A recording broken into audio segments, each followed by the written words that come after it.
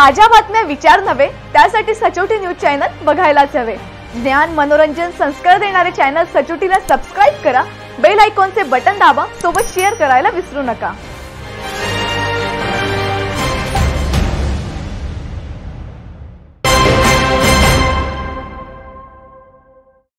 अमळनेर शहर व तालुक्याला सुसंस्कृत राजकारणाचा वारसा लाभलेला आहे। मात्र तालुक्यातील काही बेणेधारी मंडळी बेणे घेऊन खंडणी मागून हल्ली मंत्री महोदयांवर आरोप करायला निघाली आहेत। वेगवेगळ्या रस्त्यांचे खोटे व्हिडिओ काही समाज कंटकांकडून वेगवेगळ्या समाज माध्यमांवर पाठविले जात आहेत। मात्र नामदार अनिल पाटील यांच्या कार्यकाळात सुरू झालेली अनेक विकास कामे त्यांना दिसत नाहीयेत। बेणे घेऊन काम करणाऱ्यांनी एकदा पाडळसरे धरणावर जाऊन व्हिडिओ बनवावा, तेव्हा त्यांचे डोळे उघडतील। अमळनेर शहरात अनेक प्रशासकीय इमारतींचे काम जोमात सुरू आहे। बाजारपेठेत रस्त्यांचे काम सुरू आहे। डीपी रस्त्याचे काम सुरू आहे। एकदा या रस्त्यांची कामे पण त्या खंडणी बहाद्दर यांनी पाहावी।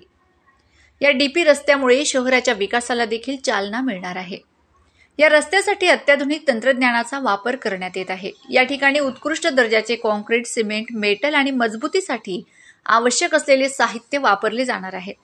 पण फक्त बेणे घेऊन मंत्री व विद्यमान आमदार यांना बदनाम करण्याचे षडयंत्र या खंडणी बहाद्दर यांनी सुरू केले असून जनता या खंडणी बहाद्दर यांना कंटाळली आहे। मतदारसंघातील चौफेर होत असलेला विकास जनतेला दिसत असून कुणाच्या भूलथापांना जनता बळी पडणार नसून नामदार अनिल पाटील यांच्या मागे उभी राहणार आहे, असे प्रवीण वसंतराव पाटील यांनी मत व्यक्त केले आहे।